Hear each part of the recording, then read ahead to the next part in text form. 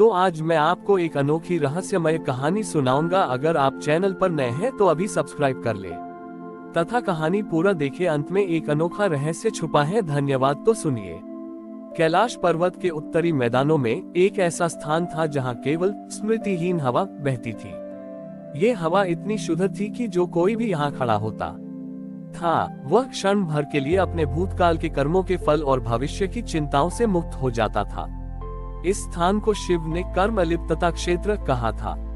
सृष्टि में एक समय ऐसा आया जब लोग अपने कर्मों के फल से इतने बंध गए थे कि वे वर्तमान में कर्म करना ही भूल गए थे, या तो वे अतीत के सुखद फलों के मोह में जी रहे थे या भविष्य के अशुभ फलों के डर से जकड़े हुए थे। वे हर कार्य परिणाम की आशा से करते थे जिससे उनका वर्तमान कर्म आनंदहीन हो जाता था। माता पार्वती ने शिव से पूछा, हे त्रिलोचन, लोग कर्म के बंधन से इतने भयभीत क्यों हैं? वे फल की चिंता में इतने लीन हैं कि वर्तमान कर्म की सुंदरता को नहीं देखते। उन्हें निष्काम कर्म का महत्व कैसे समझाया जाए? शिव ने कर्म अलिप्तता क्षेत्र की ओर देखा। उन्होंने कहा, देवी, उन्हें ये समझना होगा कि कर्म पर हमारा अधिकार है, फल पर नहीं। फल की चिंता हमें कर्ता बना देती है, जबकि हमें केवल साधन बनना है। मैं उन्हें वह स्थान दिखाऊंगा जहां वे फल से अलिप्त होना सीखेंगे। शिव ने एक ऐसे व्यक्ति को चुना जिसका नाम फलक था। फलक अत्यंत परिश्रमी था, पर वह हमेशा अपने कर्मों के संभावित फलों की गणना में लगा रहता था।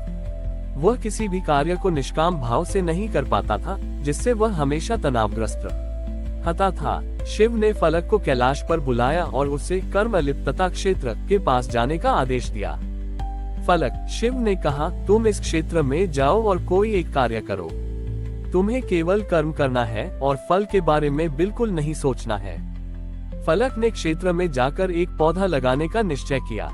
फलक का अनुभव। फलक ने पौधा लगाना शुरू किया। उसका मन तुरंत फल की ओर भागा। ये पौधा बड़ा होगा तो फल देगा, लोग मेरी प्रशंसा करेंगे, यह मेरे पुण्य में जुड़ेगा। जैसे ही उसने ये सोचा, स्मृतिहीन हवा गुजरने लगी और उसे एक अजीब सी शून्यता महसूस हुई।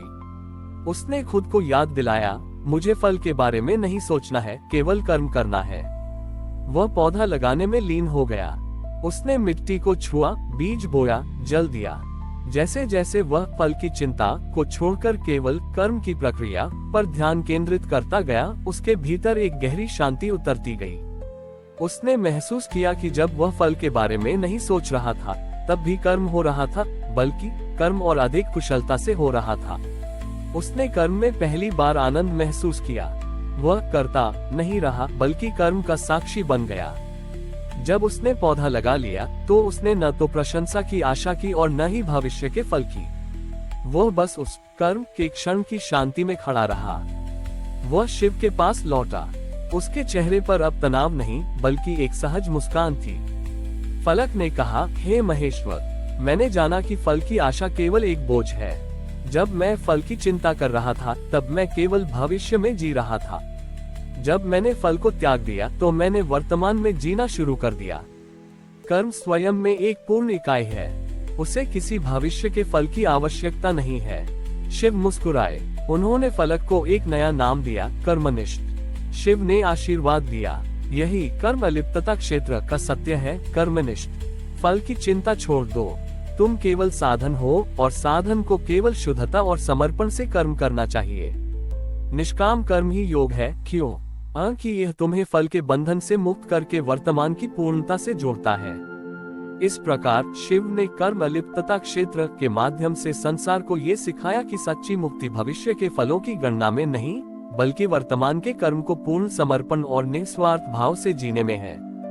कर्मनिष्ठ जब वापस अपने नगर लौटे, तो उन्होंने अपने जीवन के हर कार्य को यज्ञ की तरह करना शुरू कर दिया, बिना किसी अपेक्षा के, केवल कर्तव्य और शुद्धि के भाव से। उनकी यह नई शांति और कार्यकुशलता लोगों को हैरान कर रही थी। उन्होंने लोगों को निष्काम कर्म का महत्व समझाने के लिए एक अनोखा प्रयोग शुरू किया, जिसे उन्होंने अपरिणाम उत्सव नाम दिया। यह उत्सव साल में एक बार आयोजित होता था और इसका उद्देश्य लोगों को प्रयास की सुंदरता को परिणाम से अलग करके देखना सिखाना था। उत्सव के नियम: तारांकन निष्काम कला, सभी कारीगरों, किसानों और कलाकारों को एक सप्ताह तक अपने काम की सबसे बेहतरीन चीजें बनानी होती थी। लेकिन उन्हें सख्त निर्देश था कि वे इस दौरान न तो उस वस्तु की बिक्री के बारे में सोचेंगे, न ही लोगों की प्रशंसा के बारे में। उन्हें केवल कर्म के आनंद के लिए रचना करनी थी। तारांकन फल का विसर्जन उत्सव के अंतिम दिन सारे कारीगरों को अपनी बनाई हुई बेहतरीन चीजों को, चाहे वे सुंदर मूर्तियां हो, बेहतरीन फसलें हो या सुंदर वस्त्र हो, एक विशाल नदी में विसर्जन करना होता था। शुरुआत में कारीगरों ने विरोध किया, हम इतनी मेहनत करेंगे और फिर उसे फेंक देंगे, ये तो पागलपन है। लेकिन कर्मनिष्ठ ने कहा, यही साधना है। तुम्हें अपनी कारीगरी से प्यार है या उस कारीगरी के फल, धन, प्रशंसा से। यदि तुम अपनी रचना को बिना फल की चिंता के नष्ट कर सकते हो, तभी तुम सिद्ध करोगे कि तुम्हारा प्रेम कर्म से है, परिणाम से नहीं। जब पहला अपरिणाम उत्सव आयोजित हुआ तो लोगों ने भारी मन से अपनी उत्कृष्ट रचनाओं को नदी में विसर्जित किया। लेकिन विसर्जन के बाद एक अद्भुत घटना हुई। तारांकन सत्य की पहचान, चूंकि उन्हें फल, बिक्री या प्रशंसा नहीं मिलना था, इसलिए कारीगरों ने अपने काम में कोई दिखावा या जल्दी नहीं की। उन्होंने केवल उस काम की गुणवत्ता और शुद्धता पर ध्यान दिया जिससे वे जीवन में पहली बार अपने काम में परम आनंद महसूस कर पाए। तारांकन बंधन से मुक्ति। जब उन्होंने देखा कि उनकी रचना नदी के प्रवाह में बह गई, तो उन्हें लगा कि उनके काम का बंधन भी उनके मन से चला गया है। वे हल्का महसूस करने लगे और उन्हें अगले काम के लिए एक नई शुद्ध ऊर्जा मिली। लोगों को समझ आया कि कर्म का सच्चा फल तो कर्म करते समय ही मिल जाता है, जो है आत्मिक शांति और कार्यकुशलता। भविष्य के फल केवल बाहरी चीजें हैं जो आंतरिक संतोष को बढ़ा या घटा नहीं सकते। कर्मनिष्ठ ने समझाया, जिस क्षण तुम अपने प्रयास को नदी में विसर्जित करते हो, तुम फल की चिंता से मुक्त हो जाते हो। तुम सिर्फ उस क्षण में जीते हो और उस क्षण में किया गया काम ही सच्चा योग है। कैलाश पर शिव ने इस उत्सव को देखा। उन्होंने पार्वती जी से कहा, देवी, कर्मनिष्ठ ने संसार को सबसे बड़ा रहस्य सिखाया है। लोग सोचते हैं कि जीवन का लक्ष्य परिणाम पाना है, जबकि जीवन का लक्ष्य कर्म में जीना है। फल की चिंता केवल भविष्य का बोझ है जो वर्तमान के आनंद को चुरा लेता है। जब व्यक्ति फल से अलिप्त हो जाता है, तभी वह वास्तव में सक्रिय हो पाता है। इस प्रकार कर्मनिष्ठ ने अपरिणाम उत्सव के माध्यम से लोगों को निष्काम कर्म का अभ्यास कराया और उन्हें वर्तमान में जीने की कला सिखाई। हमारी और भी आध्यात्मिक एवं अनोखी कहानियां देखने के लिए हमारे चैनल पर जाएं तथा धार्मिक एवं पौराणिक अनोखी कहानियां हमारे चैनल पर है। कृपया जाके देखें तथा हमारे चैनल को सब्सक्राइब करके रखें और वीडियो लाइक जरूर करें। धन्यवाद।